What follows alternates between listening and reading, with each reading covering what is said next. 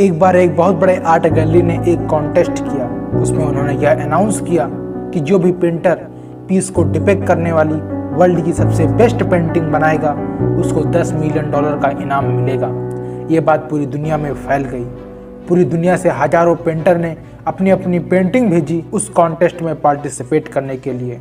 उन हजारों पेंटिंग में से कॉन्टेस्ट के जजों ने 100 पेंटिंग को शॉर्टलिस्ट किया और उसकी एक एग्जीबिशंस लगाई और उन सभी पेंटरों को उसमें इनवाइट किया।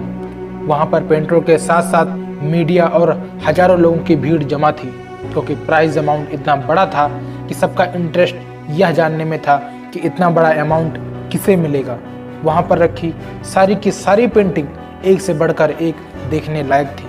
उनमें से कुछ ऐसी पेंटिंग थी जहाँ पर भीड़ सबसे ज़्यादा थी।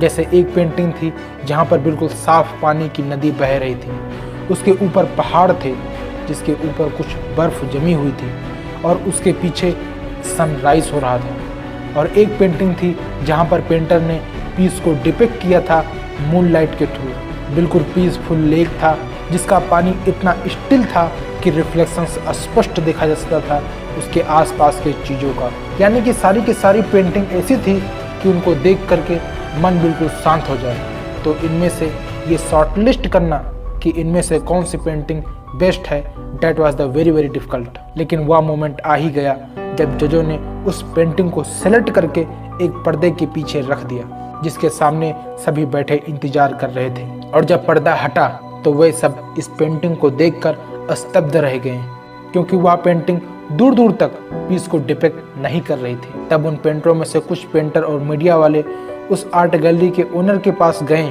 और पूछा कि आपसे कोई गलती तो नहीं हो गई है।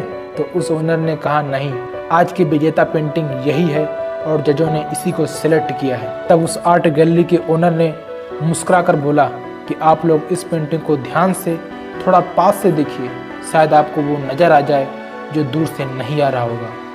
क्योंकि आप सब ने एक चीज़ तो देख ली है कि इस पेंटिंग में आंधी है, तूफान है, काले बादल हैं, चारों तरफ तहस नहस हो रहा है। लेकिन एक चीज़ जो आप लोगों ने नहीं देखी है, इस पेंटिंग में एक घर भी है और उसमें एक छोटी सी खिड़की है जहाँ पर एक आदमी खड़ा हुआ है। ध्यान से देखिए उस आदमी को जो बाहर देख रहा है और उसके अंदर कोई डर नहीं है, बल्कि एक हल्की सी मुस्कान है, एक ठहराव है, एक सुकून है। और यही है शांति का असली मतलब। यानी कि शांति का यह मतलब नहीं है कि हमारे बाहर सब कुछ शांत है।